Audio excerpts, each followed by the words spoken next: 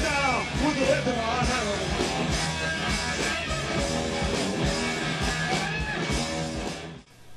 The estate for legendary guitarist Jimi Hendrix has released the long-awaited album of previously unreleased Hendrix studio recordings, unearthing a treasure trove of material fans always knew existed but never had the pleasure of hearing.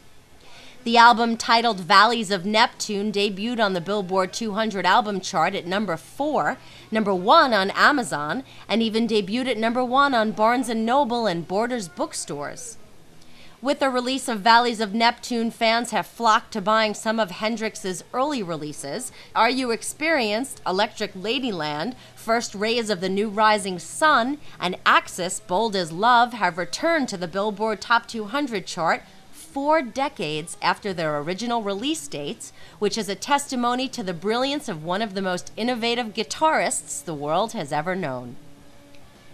At an earlier press conference, Grateful Dead guitarist Bob Weir talked about jamming for the first time with Jimi Hendrix backstage at the legendary Monterey Pop Festival in 1967. And then this other kid came in, and he was a black kid with a headband on, and there was no place else to plug in. I had this one extra slot, and pointed to that slot. And we were starting to draw a crowd by this time. It was in a tent, an exposition tent. Anyway, so this kid plugs in, and we started playing together, and it clicked immediately. It had a great time, and that after a while, as would inevitably happen in those days, it sort of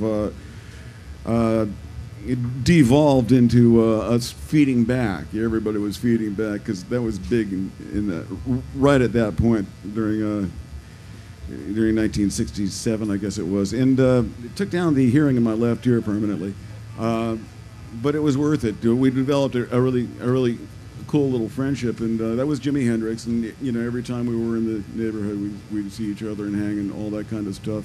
It was a great way to meet a guy like that. Valleys of Neptune gives fans a glimpse into what Hendrix was up to musically in the critical period between the release of Electric Ladyland in October of 1968 through the 1970 opening of his own Electric Ladyland studios in Greenwich Village, New York, which is where he would begin his final project, the double album First Rays of the New Rising Sun. The album contains 12 studio cuts with more than an hour's worth of previously unheard Jimi Hendrix music.